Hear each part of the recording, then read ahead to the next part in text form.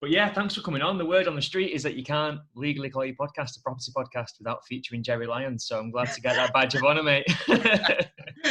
Yeah, I love it. I love podcasts. I do. It's not just coming on them, but just listening to them. I just find it fascinating. I walk my dog a lot. Put it that way. No, exactly the same. Because at first, I'll be honest, I put it off for a little bit, and audiobooks and things like that, because I thought, it's not for me, that.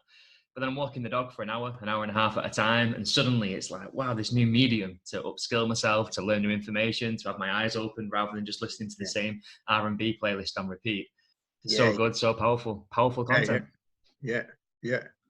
Brilliant. So obviously ahead of the chat today, Jerry, I sort of tried to push you forward a little bit and bring this podcast in a bit earlier, but you couldn't do it because you was having an interview with the local media outlet, it sounded like. So is it cheeky for me to ask what you were talking about and what was being discussed? Of course not, Ben. No, it's fine. So it was a reporter. So I run something called the Estate Agent Content Club, which is a membership club for estate agents wanting content. And part of that what we do is we take a $5 from each of their monthly fees and we put it in a pot, like a virtual sort of pot. What is it? It's not like an actual pot, it's not like my daughter's piggy bank. But we put it in a pot and just mark it for good causes. And then at the end of every month, we'll look for somewhere to donate the money to. So we've only been going, the Content Club's only been going in this form since September. And the Karma Club, the community aspect of it, started in January. Right. So we gave some money to a local girls' football team. February, we supported, Simon Well did this Agents for Oz. Yes. To help. Yeah. So bushfires. That's it. Yeah. So we gave some money to that. So the community could be local or it can be global. Do you know what I mean? Because ultimately, if you've got the right mindset, we're all part of the same global community. And then in March and April, we've already got the donations earmarked. So this report just wanted to know why, and usual reportery type stuff. Amazing, mate. So what kicked that off then? Was that just a case of I want to use my business for some good and give a bit back? And 100%. It's just exactly that. I mean, the members love it. It doesn't come out of their pockets at the end of the day. It's coming out sort of mine and ours. Wendy, my wife and business partner. And I like businesses that do that sort of thing. I'm a big fan of the likes of Innocent, the Toms, the shoe people that buy one, give one. And B1G1 that's for your listeners. If they want an easy way to give back to communities, really simple. B1G1 is a very good website to look at because you could even do it from B1G1. You'll say every time somebody books a valuation with my company, I'm going to give. And it could be as small as £1 to help homeless people in Cambodia or London, or do you know what I mean? So it's a really good thing. What are they called? I've never come across that before. B1G1. Just Google B1G1. It stands for. I always get this wrong. Buy one, give one. So you buy something of me, I'm going to give something to somebody who's less fortunate. Awesome. So kind of paying it forward type thing. Exactly. Awesome. That's what a great concept. Yeah, and do you know what? I think even if it was something as simple as that, just a £1 for booking a valuation, we're not going to miss that at the end of the month. Certainly me, with the valuation numbers I'm doing at the moment, it's an exclusive club. But it's such a nice touch just to give back. And I'm a massive believer that what goes around comes around. Karma, do the right thing, help where you can. And that's the way to do business, It's exactly that. Funnily enough, what you've just said there is what I said to the reporter. Oh, really? Well, yeah, because I genuinely believe this. I believe if you put enough good out there, and people say, oh, he's a hippie. I'm not hippie. I'm the least hippie person. I was once described as being all Arsenal and fish and chips. Right? And the trouble was they were accurate, but I'm more like the Savoy and chips. Right. Do you know what I mean? So they were accurate up to this. I'm not a hippie, but I believe if you do good things will happen. Yeah, no, 100%. 100%. Yeah, absolutely. That sounds like a great initiative then. So is that something you plan on riding for the rest of the year then? You're just going to keep on going with that and keep on pushing it? That's it now, Ben. That is part of, we've got 3 values in the Content Club, yeah? Community, that's our members. And and this is really important, I think, for good agents get this. I think you should ban the word market as an estate agent. you're right. So the minute you say market, you monetize something. Yeah. You say community, we're the most, most active agent in the community. We sell the most homes in the community. The person, if you say we sell the most homes in the market, straight away you're thinking people in there, even if it's subconsciously, they think, well, yeah, they're only about the money. No, I agree, mate. It sounds quite, to me, when you say that, just kind of exploring this now, it kind of feels quite kind of corporate and cold and straight-laced, whereas community feels a bit more sort of togetherness. We're part of the same thing, a bit more emotive, if that makes sense. Exactly. And I was on that Troy Malcolm course recently. Sure. How was that, by the way? Oh, brilliant, man. Really? I went on the Tuesday, and bear in mind, I'm not an estate agent. My background's in journalism and sort of content marketing. I thought it was just, there was so much good stuff there for anyone, like positive mindset, looking after yourself, some great marketing tips. And then in the afternoon, he got on to negotiate. Right. And so that's very agent specific. The reason why I'm laughing is because he did a negotiation test. All right. How's that work? For everyone. So you had it was like multiple choice, yeah. So I can't remember. Like you go into a car showroom and they say X, Y, Z, or A, B, C, D. Which one do you pick? Blah, blah, blah. And he gives you scores of plus and minuses. I think I was minus 35. Really? It's a good job. You're not an estate agent then with them negotiation skills. You know what? I said that better. And I said it to John Paul was next to me. Yeah. And I said, I tell you what, if you ever get kidnapped, don't call me to come in to try and negotiate your release, because you'll end up getting killed straight away. I was useless. But no, it was really good. It was a really good event. Quite an eye-opener. I think pretty much everyone in my network went to it apart from me, to be honest with you. I just logged on to Facebook and LinkedIn, and there was just pictures and posts everywhere. So it seems like everyone got a lot of value from it. Yeah. And I think that's the key point as well. That's what I got out of it. Because you know what it's like sometimes? You go to these events and you feel you're being sold to. Do you ever get that? He's only saying that because his product, and everyone's got different agendas and they work to their agenda. Right? Don't get me wrong, it's business. I understand that. But you're sitting there thinking, oh, there's going to be a pitch right at the end. There was none of that. This was just all about the value. Value. Do you know what? I think I need to kind of open my own eyes and my mind more to things like that. Because I won't mention names, but I went to something a few years ago and it was what you first described. I just kind of came out and thought, wow, there's a few hours I'm not going to get back. And I kind of feel as if I wasted a day.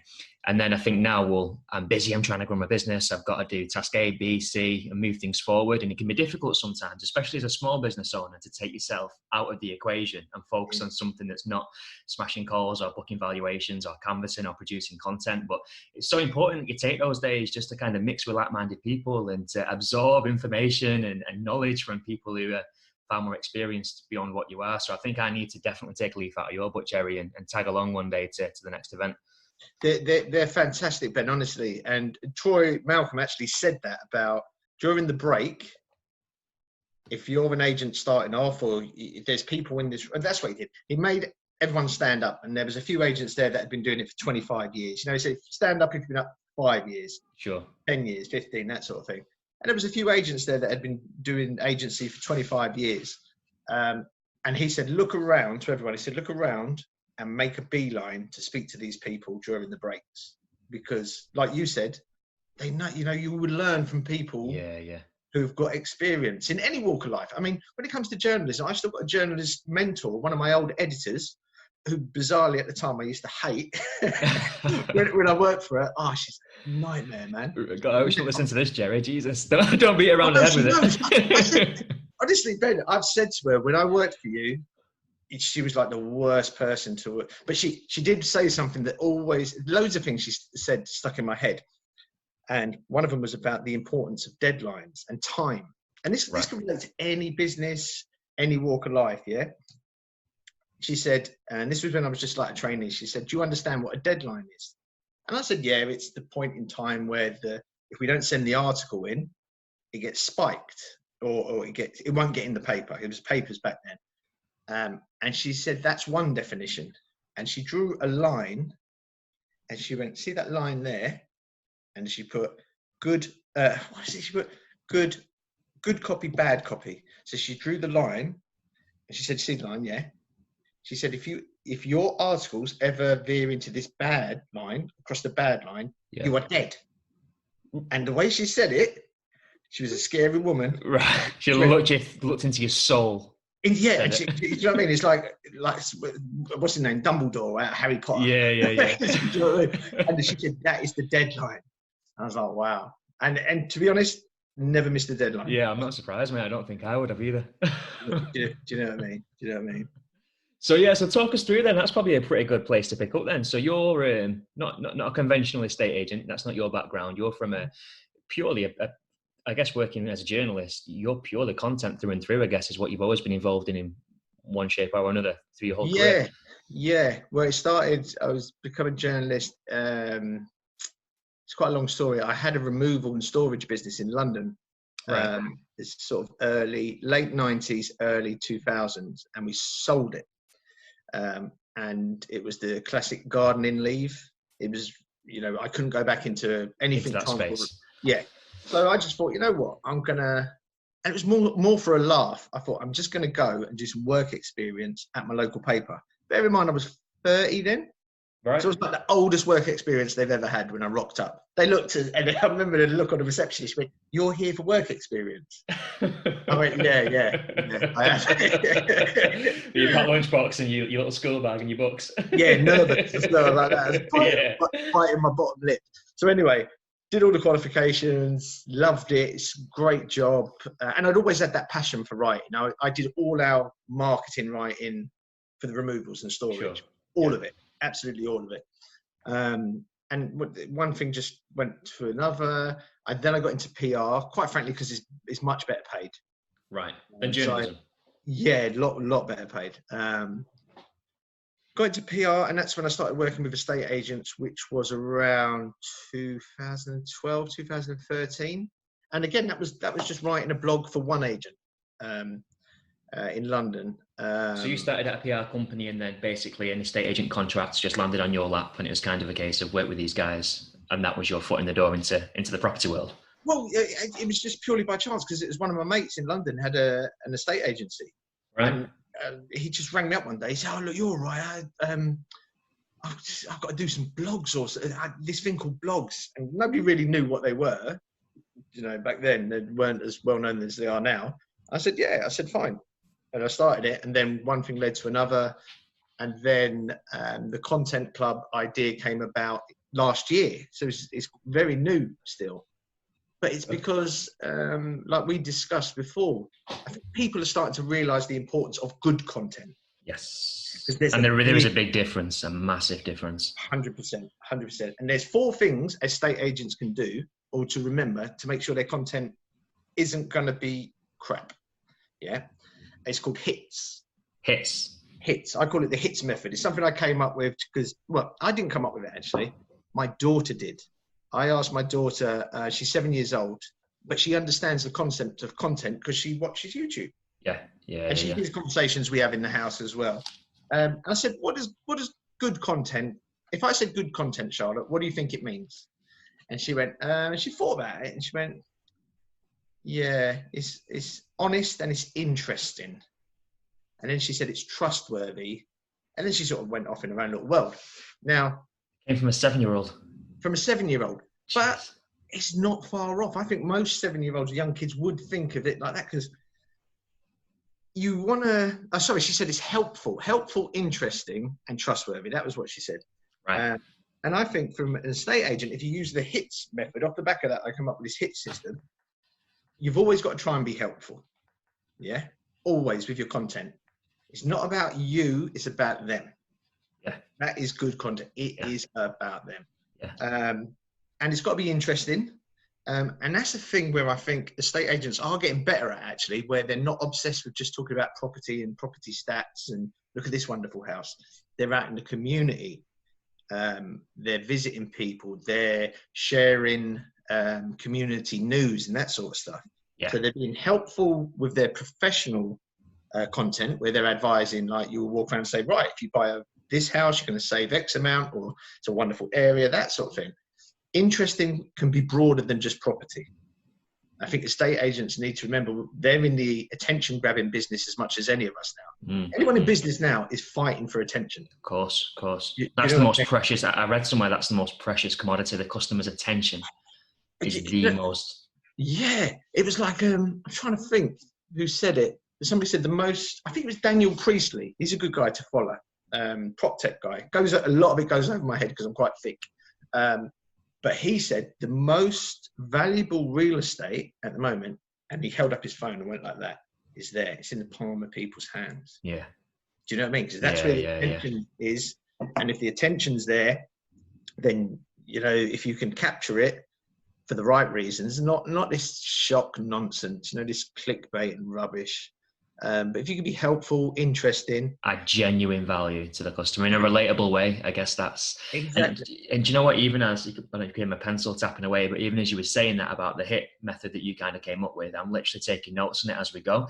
And straight away, I'm looking at this now, and I'm someone who's really trying to embrace this whole world of content and put myself out there, and quite big on video, and probably not so sharp on my blog writing and things like that. That's an area I need to work on. But I'm looking at and thinking helpful, interesting, trustworthy. I try and be as authentic as I can and just be myself on camera. So hopefully, if I'm not a complete knob, that builds up an element of trust. Try and be interesting by putting personality in it. But I'm thinking that helpful bit, I probably need to work on that. So I think it's not a full-grown conclusion that just because you're putting content out there, you're going to tick every box in the right balance, if that makes sense. 100%. And with the hit system, it's really easy to do because you sit down and you think, I've got this idea for, in your case, I think you're really good on video.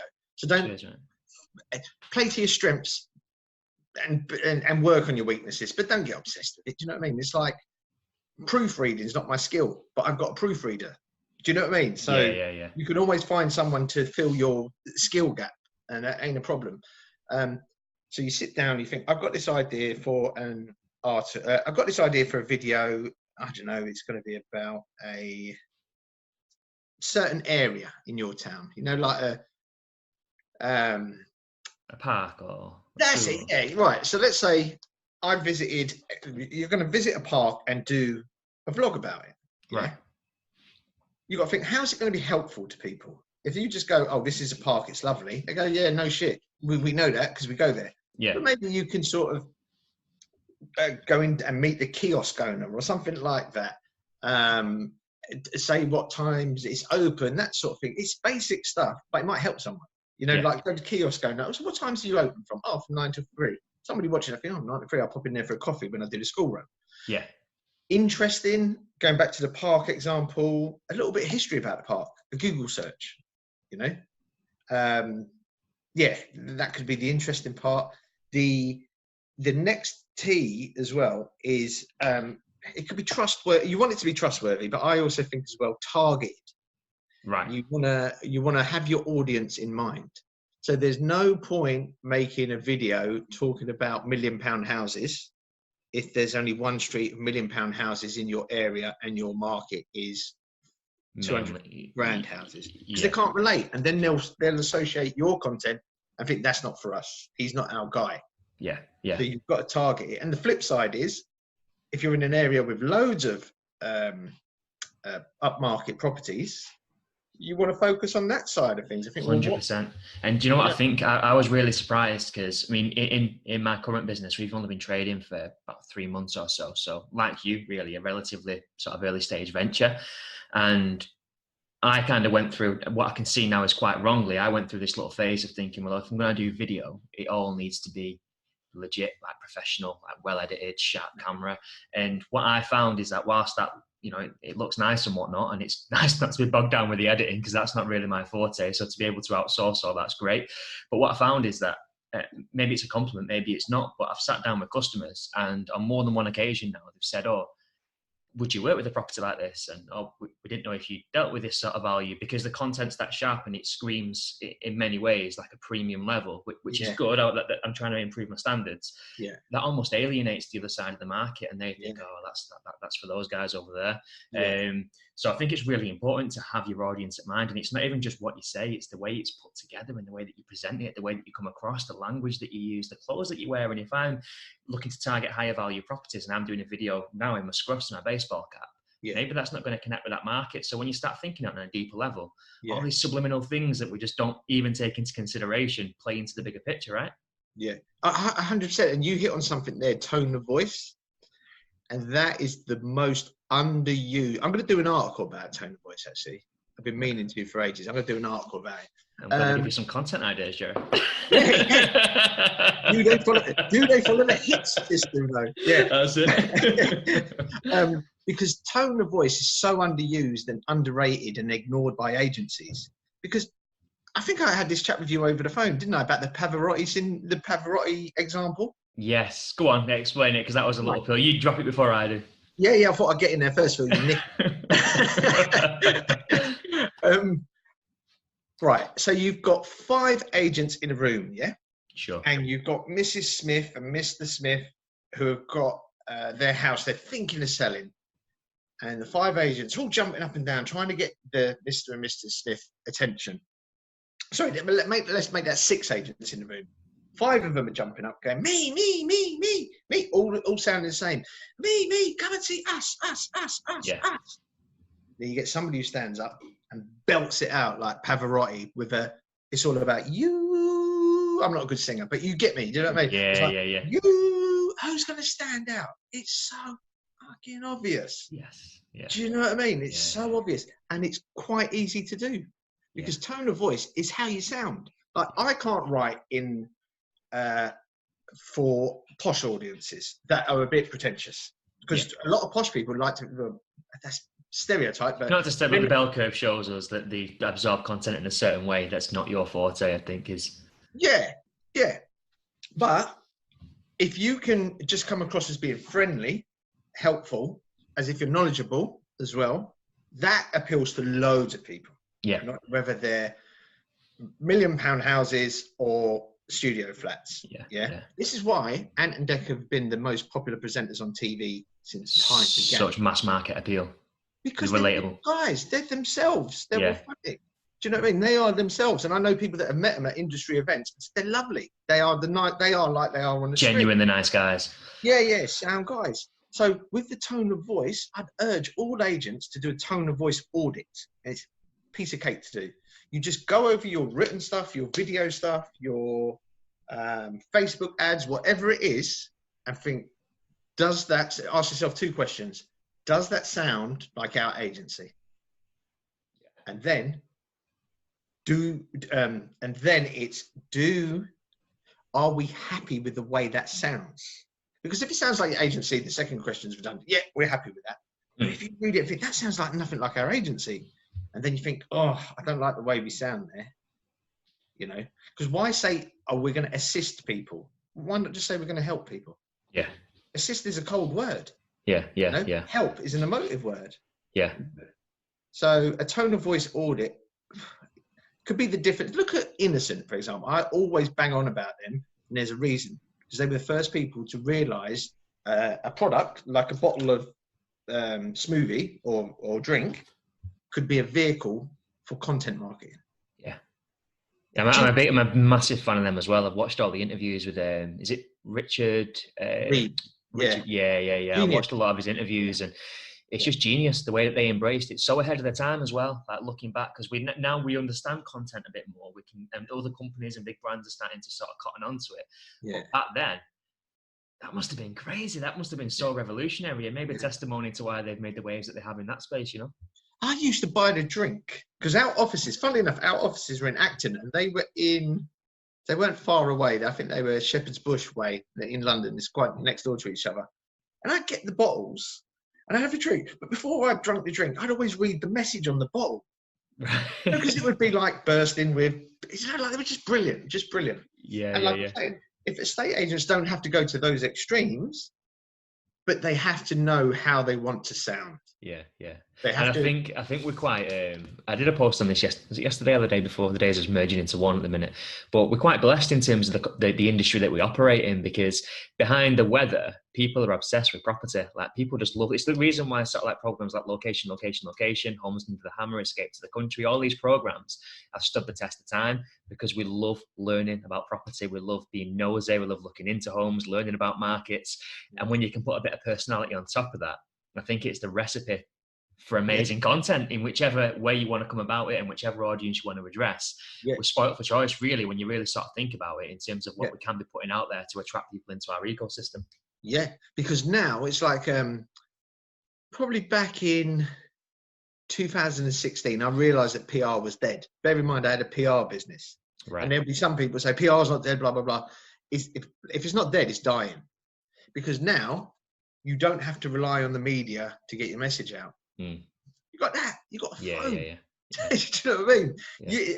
Estate agents can be their own mini Rupert Murdochs if they want to. Yeah, no, 100%. I think there's something altogether more authentic about that as well and relatable.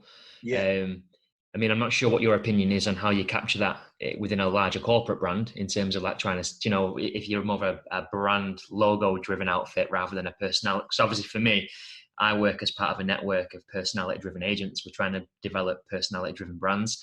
And for me, the power of a mobile phone, just turning it on, hitting record and speaking in your voice is so powerful, not even just for instructions, but it's connecting with the right people. So as long as you're being authentic and you're being yourself, the truth is you're putting that content out there. The percentage of the market that connect with you, that like you, that understand that message, that see that value, that want to work with you, are going to gravitate towards you. And those that you repulse is a strong word, but those who just aren't about your way of doing things at all, you'll just never hear from those people. And it's kind of a good filtering system as much as anything else. It is the perfect system for working out who you want to work with. Because come on, let's face it, our time is finite. Why waste it working with people that you don't really like? Yes. I can say one thing. I think we've got 65 members now. And I can hand on heart say, whenever I've had interactions with any of them, they've all been sound. They're all good people. If they weren't, I wouldn't work with them. Life's too short. And that's such a good point about your content will attract the right sort of people to you.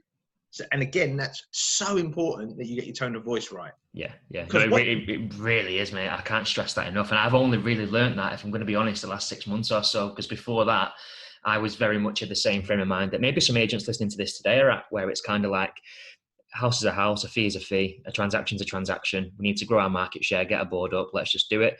But then it's like, actually, there's only so many hours in a day. You've only got so much energy to give. And if 80% of your energy is going on 10% of your portfolio because they're bad clients who are dragging you down, being negative, always finding someone to complain about, trying to drill you down on fee, why do you want that in your life? Why? It just doesn't make sense from a personal point of view, from an energy point of view, from a business point of view. Turf it. No, 100%. I've got a client, my local one in the town where I live. They've just at the start of this year, they brought in this thing called 2020 to fit in with 2020, and they'll only ever work with 20 clients at any one time on their book. And because they're small. They're just small, you know, like people say, oh, they're a boutique agency. Boutique is another way of saying small. Do you know what I mean? They're a small agency, but they've realized that there's a little section of their market. It's not a huge market, but there's enough people in that market that think, I want to be one of those 20. Yes. Because I don't want to be one of the 80 that the corporate agent around the corner is just like overvaluing everything. And, do you know what I mean? Do you know what, Jerry, mate? It's fucking unbelievable that you've just said that, because that's exactly the conversations that I've been having behind the scenes with my partner. So again, not to make this all about me, I can tell I'm a fucking estate agent guy. I'm a really good looking guy with a successful business. But no, like over, I lost my chain of thought now. What I was going to say, what was we talking about? We were talking about the 2020, the sort of scaling down. Sure, yeah. Because again, like I kind of thought my outward projection to customers had to be, you know, we're large, we're nationwide, we cover this area, we offer this service. I remember getting one of those sort of outsourced 24/7 call centers back in the day, and thinking to my customers, that's a real selling point. We've got someone on the phone 24/7, makes us look massive, even though we're not. It was all about that perception. But now, sitting down on someone's couch and just saying, the reason why you might not see many of our boards or you've not come across us before is because we are a small, whatever word you want to use, boutique, bespoke, small estate agency where you only deal with a select portfolio of clients, so we can guarantee you get. Why not say personal? We're a personal agency. Great word. Again, emotive. And customers really, really, really buy into that when it feels like more of an exclusive club, and it's kind of like, well, there's only 20 seats at the table, or 15 or 10 or whatever your number is. Yeah. Do you know what I mean? You feel a bit more special. And it's worked for this agency, right? I was in there yesterday because they are literally 5 minutes from where I live. So if I do a day for them, I'll go to their office because it's just nice to get out of my sort of office in town.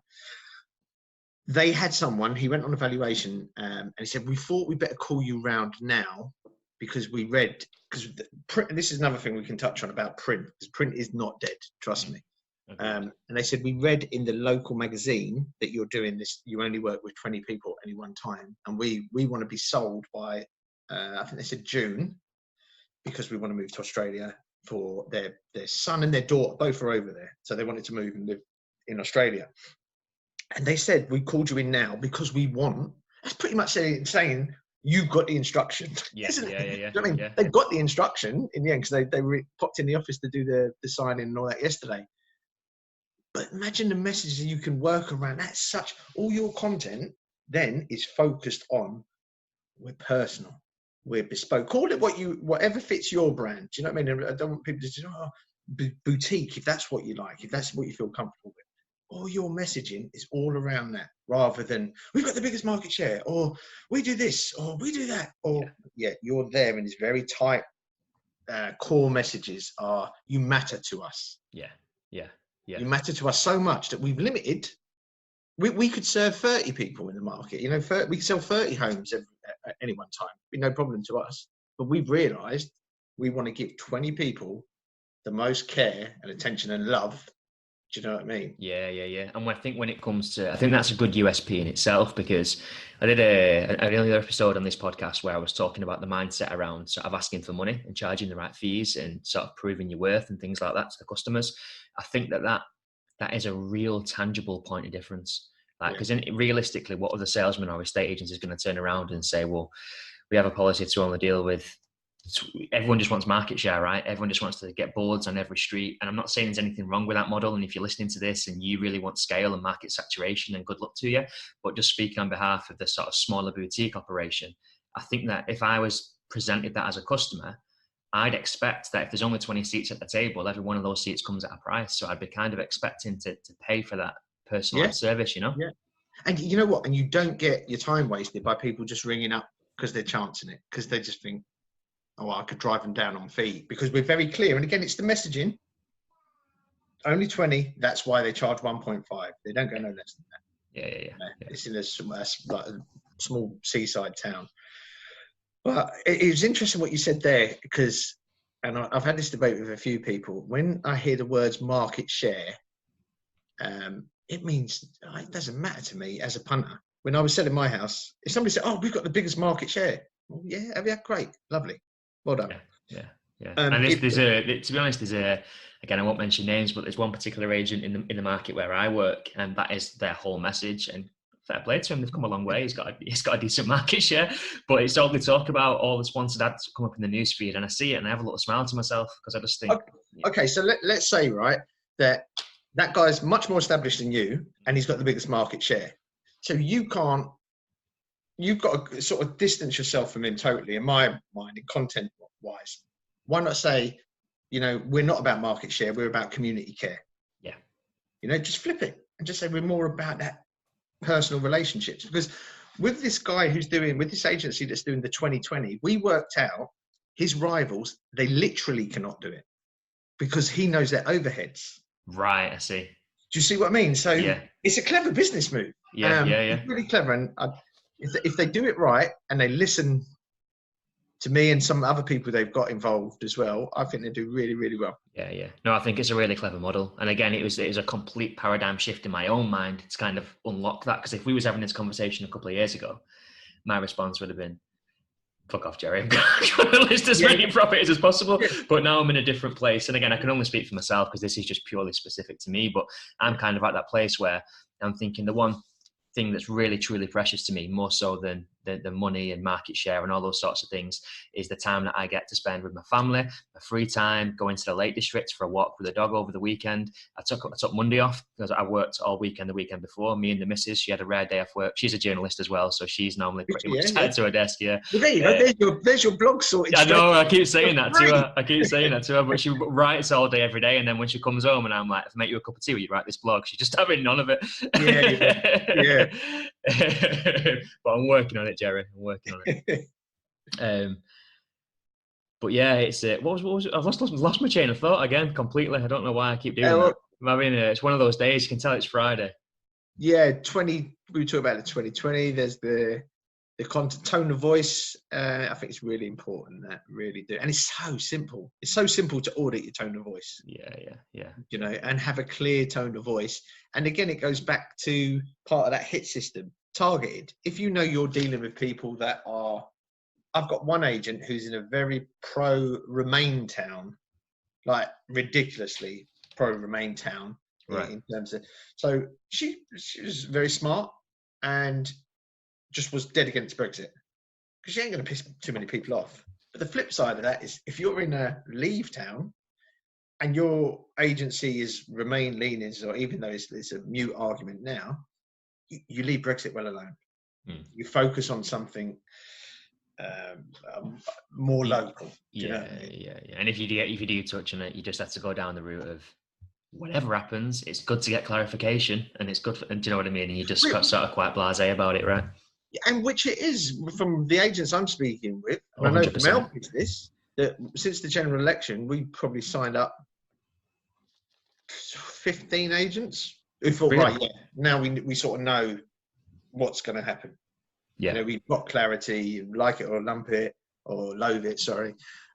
We've got clarity as well. Absolutely. And all the stats show as well, like I'm a bit of a geek for a stat, but all the information that Rightmove's released in terms of like the increase in buyer inquiries gone up like 15%, asking prices gone up by 2.5%, the biggest spike in 2 decades. So, you know, it's not just us saying this as agents, or it's not anecdotal feedback based on what's going on from one market to the next. Like genuinely, all the figures are showing us that it's an exciting time. And I think maybe it'll take a little while for that to filter through in terms of actual transactions and sold data and completions. But I think without a doubt, we're definitely on the right track. Fingers crossed, touch wood and all that sort of stuff. So in terms of when it comes back to content then, obviously there's different sort of mediums. So it'd be interesting to get your take, Jerry, in terms of, do you think that in order to sort of master content and truly make it work for you and your business as an agent, do you need to be embracing everything? Do you need to be blog writing? Do you need to be doing video? Do you need to be podcasting? Do you need to be posting out fancy pictures and all that sort of stuff? Or is it okay to focus on one or two of those things and try and master? I think, and some people in the content industry that I really respect would say the same thing about just focus on two. On two. Yeah, two. And I would probably say video and written word, really. Do you know what I mean? Because people still read, because and focus on two things, and focus on platforms where your audience is hanging out, where your community is going to be. So, for example, here in this town I'm in, that agent I was just saying about the 2020, they realised that print is the #1 way of getting in front of their 55 to 75 market. Right. So what do you think they do? They take out print adverts, or sorry, they never take out print adverts. They run print editorials. So they'll talk about their work in the community.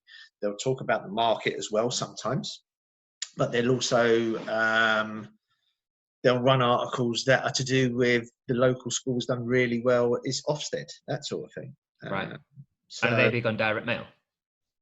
They've done direct mail in the past where I wrote an article from, and this shows you how targeted. Do you know when people say, and I'm getting involved in Facebook for our business, and it is great. There's no doubt about it, Facebook ads and all that sort of stuff like Paul Long does. But the most successful campaign we ever had for them, there's a lot of bungalows in this town because it's like a seaside town, yeah? Right. So retirees. We just done something called the Bungalow News and delivered it to bungalows. I think it was 1,000 print runs, something like that. 1,000. And all it was the history of the bungalow, which if you don't know, I'm going to share something with you. Please do. I've got a few bungalows knocking around here as well. I'm trying to sell a few. yeah. Well, the bungalow is originally from India. That's where they, and it's, I think it's a Bengal word like Bangla or something like that. Then it was anglicised into bungalow. So we just did an article on that. So all I had to do was really sit down, spend an hour on Google and Wikipedia, piece it together, get an old photo of an old Indian bungalow, like colonial bungalow, put it out there. It's 4 pages, yeah? A4, 4 pages, nothing too fancy. Bungalow maintenance, yeah? Yeah. Very simple. It's a shorter ladder than Do you know, like, it's that simple. It's really that simple. So, you know, and I don't even think we mentioned. Oh yeah, sorry. On the only reference to the agency was on the back where it said Right. "Meet the team," because I'm a big believer in that you should put your photo or your image on everything. Right.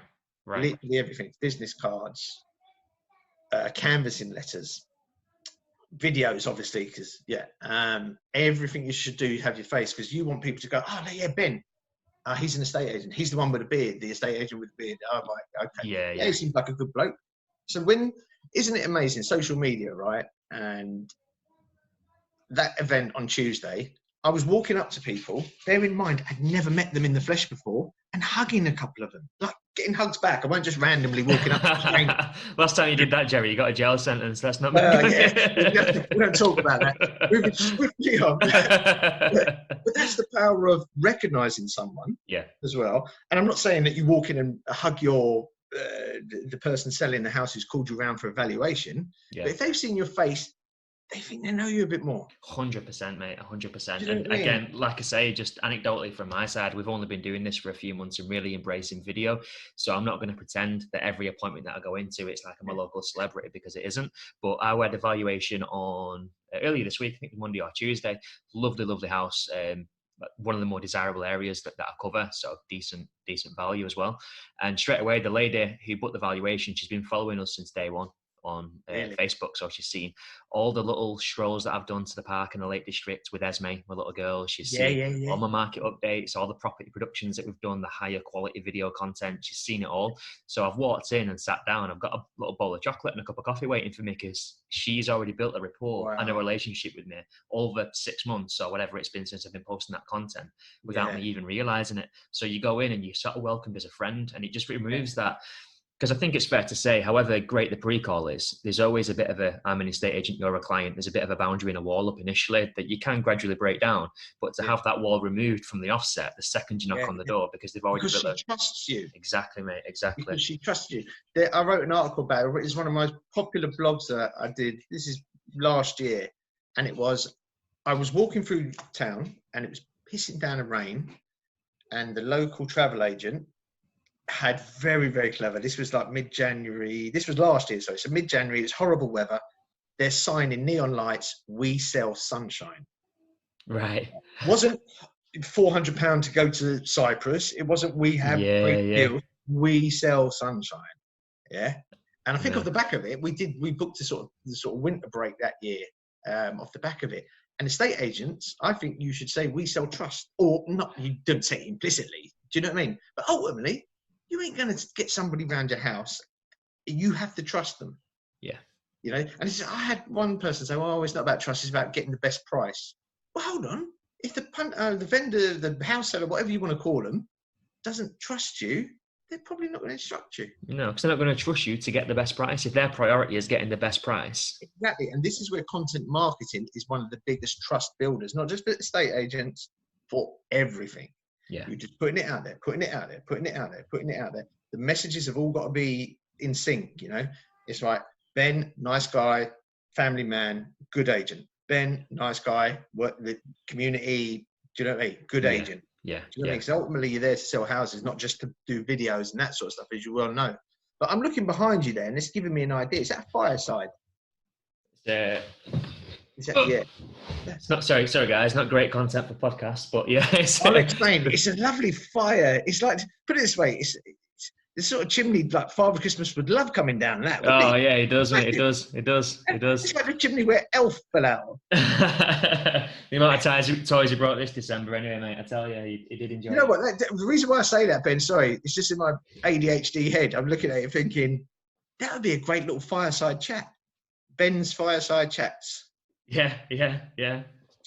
Anyway, but no, it's like that's the best example ever of content marketing. What you've just said there about that woman felt like she knew you, come around, she knows she can trust you. And just to merge those two conversations, you might have also noticed, or you might not have, but the sign behind me, sorry, again, podcasters who can't see this, but there's a little sign behind me and it says Mummy, Daddy, Riley, Benji, Esme and Hunter. So that's our whole family. So when I'm doing my videos, it's kind of like it wasn't intentionally done like this. That's been there for a while, but I thought, no, I'll leave that there because it kind of lets people Yeah. welcomes them into my life. Do you know what I mean? So they can kind of see my family and build that trust. It's those small details about family, especially when they're done in an honest, genuine way. Do you know what I mean? Not like politicians. Yeah, yeah. The kids are kissing babies or saying, "Oh, look, Yeah, my of course. son does this." All that. The way you're doing it there is perfect. I'll give you a great example. That's little subtle things like when people are doing meet the teams. We do quite a lot of meet the team profiles, rewrite them because a lot of them are a bit lacking. And the amount of times I've said to people, "Do you own a dog?" Yes. Put in about the dog. The reason why I always say that is because my missus, she thinks if people don't like dogs, they can't be trusted. Yeah, a lot of people think that though. But they do, don't they? They do, yeah. And I'll give you an example. I've got an agent down in Gerrard's Cross who sold a £2 million house. Yeah, really good agents. And she said to me, "You know what? They read our Meet the Team." And this started off, it's not just because of that. I don't want people to think, "Oh, it's because the dog is talking rubbish." Yeah. But they're good agents to start with. But she said, "I called you in because I saw that you had 2 dogs. And I thought, this lady's got to be a nice lady to have a chat with." Called her in. She's a really good agent working for this agency. And off the back of that, but she reckons the agent was saying 60% of my work was done because we talked about dogs. Yeah. Then we got her the right price and we're good agents. Do you know what I mean? So yeah. It's right. And again, anyone who's listening to this, and presumably if you're in the property world, you've done a valuation before, if you're a valuer or a business owner, but they are the best appointments where you go into the valuation and you spend the first 60-70% of the appointment just speaking about stuff, about life, about what's going on in the market, about their journey, their plans, their insecurities, why they want to move. When you can sort of get under the bonnet of all that sort of stuff, those are the ones that, bit of a crappy phrase, but are in the bag type thing. They're the ones that always convert, and those are the customers that you enjoy working with the most. When you go in and it's a quick walk around and it's like, yeah, okay, it's worth 150 grand. This is our fee. See you later. Those are the ones that are rubbish. So again, it goes back to that deeper connection. Yeah. And that's to link it back to the sort of content. Good content should connect you. Yeah. You know, it's a way of connecting with people on different levels, and it's never ever about selling, overtly selling. That's something that people confuse. I think agents, they're getting better at it now, but some agents think that content is, I'm going to put all my listings on Facebook. That's not content. Of course not. But is there a balance? I mean, do you think, because if we just look at this as customers, and if you take it even away from property and it's anything, but let's just stick with property as an example, and you land on a page and it's like, here's a 3-bed semi, no one would chain. Here's a 2-bed flat, completely refurbed. Here's another link to Rightmove. It's very disengaging and you turn off. Likewise, if you went on a page and it was like, click here for your valuation. Our valuations are free. Click here for an instant valuation. Again, that's also equally boring. Do you think there's a time and a place for that though? Could we say 1 in every 5 posts can be about ourselves? Yeah, there's a balance, right? It's not as if you cannot promote yourself directly. Definitely. But you've got to almost earn the right in their mind to sell to them. Right. So I think it was Gary Vaynerchuk who came out with I think his was jab, jab, hook. That was about 4 or 5 years ago, if I'm not wrong.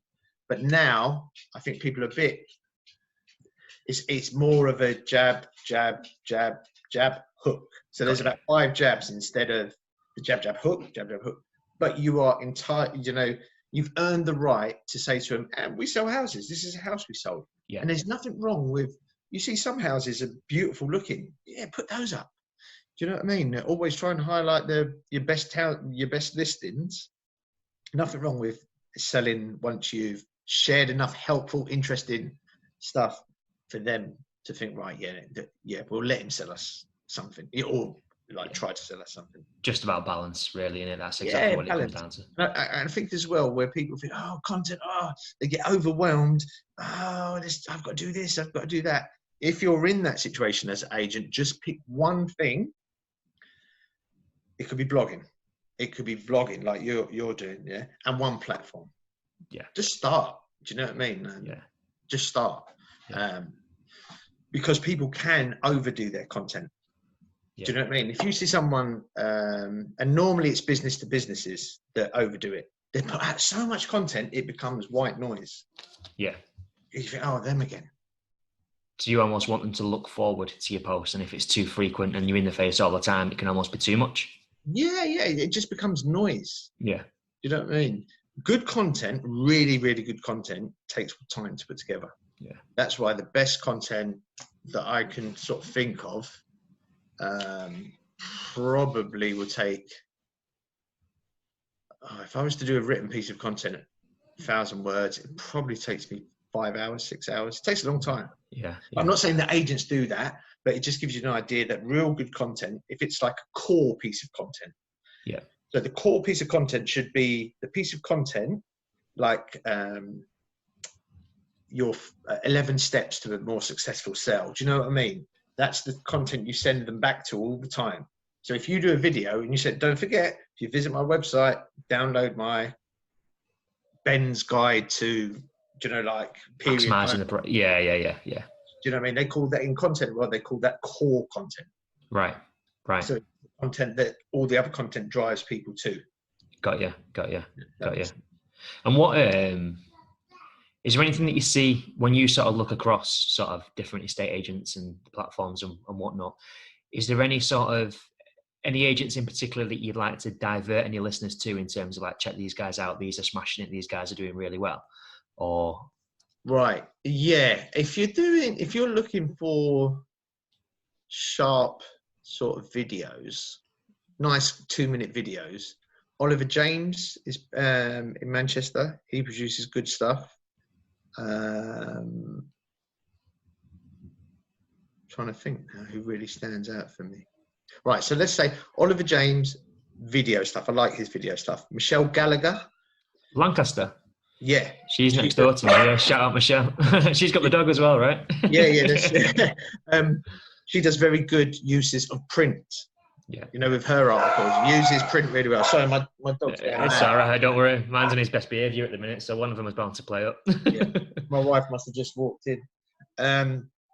So yeah, Michelle does really good print content.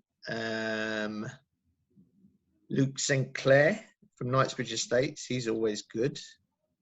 But remember as well, content can be things that you do in the community. Yeah. So I know there's a husband and wife team called Sasha Scott in I think it's Banstead. I should know. They're members, but I can never remember. RM7, their postcode, and they do loads for their community, like litter picking days. Right. They give big donation to a local swimming pool campaign, that sort of stuff. That's great content. Yeah. And anywhere that you're seen is content. Your for sale board is content. Like it's anywhere where you're visible to the customer is content. Exactly. I mean, I don't know your thoughts on it, but I don't think it's cheesy, but I don't know why more people don't put their face on the sell boards. We had a debate about this kind of in the circles that I mix in, because my board has got my face on it for the reason that you said before. It builds up that familiarity. I've not got it on my business card yet. Maybe I will do down the line, but I'm a fan of it. And I think it's gone down quite well with our vendors. Whether or not they're just saying that to me and then slacking me off behind my back, I don't know. But the feedback has been, it's really different. It stands out. We walked past, one guy said last week, I've seen it when people go past, they stop and they look at the picture on the board, as in me, because it's like, is this guy on the board? But then that draws attention to my home. So I think for me, it's a winning strategy. It's a point of difference because not many people are doing it. But I think I can understand why people are a bit hesitant, because the first thing I was thinking was, how long is it going to take for someone to draw a dick on my head? That was the first thing that went through my mind. You know what, right? And this is an interesting point about critics and people. When you get out in the world, you're always going to get someone saying, this is rubbish. That was rubbish. And you know what? I just think, all right, mate, fine, good. See you later. Yeah. It's that dirt off your shoulder type mentality. 9 times out of 10, mate, in whatever world you come from, when you put yourself out there, you get people being negative and horrible like that. It's mainly through, in my opinion, jealousy. You're doing something that they want to do. They wish that they were doing that, or they'd thought of that, or they was in that position. And that just manifests itself as negativity and bitterness and just being a general twat. Yeah. Those who go further in life use that and harness that to motivate them and lift themselves and push themselves forward in their cause. Yeah. So that's the difference between the two people in this world. So you just kind of brush that. I'm going to tell you off now. Go ahead. Are you ready? Go on. Don't look so worried. He's looking really worried. Listeners. You're looking at me like that reporter looked at you. This is the bad line. Yeah. I love your videos, right? I do. I think you've got a natural flair. And some people are and that's the thing as well. With an agency, if the agency owner knows someone within their agency has got a bit of personality and can put them in front of the camera, why not put them forward? Yeah. You know, it's worth considering. I'm not saying do it, but it's a consideration. But there was one video of yours where you were driving. Yes, the one that got featured. I don't know if it got featured, but I think most people look at that, and some of them might say, great video, but there's a carbon monoxide of marketing, of content marketing. Carbon monoxide, it's the silent killer. It's the people that see your content, don't slag you off, but think, why is he driving? Yeah. Do you know what I mean? But it's not just you. Sorry, I'm just not picking on you, but I'm just no, that's fine. And to be honest, when because what it was, it's set my phone up on like the sat nav stand or whatever, and then just driving and you go for it. And as far as I'm aware, it's perfectly fine and legal. But I did think after it, some people might not like that. And then it did the rounds because whatever it was that I was talking about, I turned down 2 listings because of a fee objection that I didn't want to drop my fee. Great message. Great content, but the method, and I totally understand that. Yeah. And that got picked up by the Negotiator magazine, and it got circled that way. And I thought, shit, now I'm going to get loads of shit for driving for the way that the video was formatted, obviously, while I was driving. But surprisingly, no one said anything. But I do understand completely it's the carbon monoxide of people who might have saw that and thought, exactly, not keen. Yeah, and that's almost like, the people that come out and slag you off or slag off your content. I've had it. People say that blog, the rubbish. Yeah, of course, mate. And as a journalist, we used to get it all the time. Oh, mate, Becky, now, like I said, my partner, she's a journalist. Like, she works for a very big local paper. Like, they've got like 6-figure following on Facebook. Yeah. The amount of messages they get from bitter people in the community. Yeah. Into the inbox, it's unbelievable what some people say. We used to call it when we were doing it. We used to call it the MBS crew: mad, bad, or sad. Do you know what I mean? Because most people like us, you read it, and I always remember something about critics online. I think it was Joe Rogan said it in his podcast. Was, do you think Michael Jordan responds to YouTube comments? I know. He doesn't. It's levels. Do you know what I mean? And I think you can. Whatever you're doing, just rise above it. Yeah. And I think it takes a bit of time to sort of accept that and to be able to draw a blind eye and just not let it affect you. But for sure, you just need to kind of keep all of that sentiment and just brush it to one side. I was listening to there's a chat. I'm a big boxing fan. This guy called Eddie Hearn, who's I'm a massive fan as well. All right, so Eddie. I knew there was a reason why I liked you. So as you'll know, like Eddie, like in many ways, I look up to him a lot because I'm thinking like he's an amazing promoter, self-promoter, promotes his fight as well. His content, honestly, mate, the content that Matchroom provide, it really inspires me in my property business because it's obviously an event, right? So when a fighter's fighting, it's building up and it's like behind the scenes, and then it's cool pictures of the fighters, and then the training camps, and then there's a countdown, 7 days to go, 6 days to go. And I started trying to embrace that in my listings. So I look at that for a lot of inspiration. But one thing that he always says is, coffee's not everyone's cup of tea, basically. You're never going to please everyone every time. And he was saying like it used to really bug me and get under my skin, and I used to spend hours responding to Twitter messages and reading my DMs. And so you just got to think, fuck off, mate. Good luck to you. Do you know what I mean? I'm on a mission. I'm doing well. My family loves me. My business is doing great. I'm well in profit. I'm making waves. See you later. And once you can sort of adopt that attitude, I think you put yourself in a position where you give less fucks, and therefore you do more. Yeah. And it's really interesting. I agree with you about Hearn. He's a master at social media. I mean, he was the one, and Floyd Mayweather have used social media to forward themselves. Look at Floyd Mayweather as a great case study over the last 10 years. I mean, he's not everyone's cup of tea, the boxer Floyd Mayweather. But I think estate agents could do themselves a favour if they look beyond other estate agents, what they're doing. Look at other content. I look at the likes of Innocent, are still great at content. The Dollar Shave Club. Yes, they're amazing. Amazing at content. It's all content marketing. Really good. Did you know who was one of the first people credited with being doing content marketing? Go on. Is that President? Oh, what was his name? Benjamin Franklin. Right. That was way back in the day. He had a magazine or a pamphlet, they were called in those days.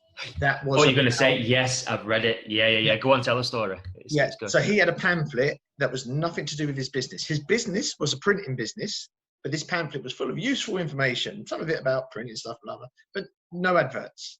So back then, content marketing isn't anything new. Yeah. As we discussed with Innocent, that was 2000 when they were smashing it to bits. Yeah.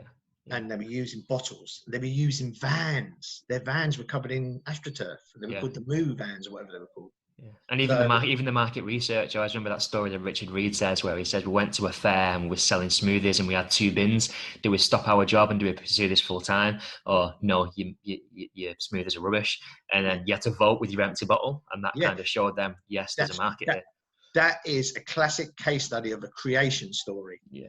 I can think of a couple in the estate agency. Perry Power springs to mind. I remember his story about his mum had a terrible experience with an estate agent, and it made him determined to go out and be the best. Improve that space, yeah. Yeah. So creation stories are powerful. They're really powerful. For sure. But yeah. Well, Jerry, it's just looking at the clock now. It's 3 o'clock. I've kept you a whole hour. No, sorry. Listen, I'd stay all day, but I've just got a call at 3 with a member. So you need to sort your priorities out, son.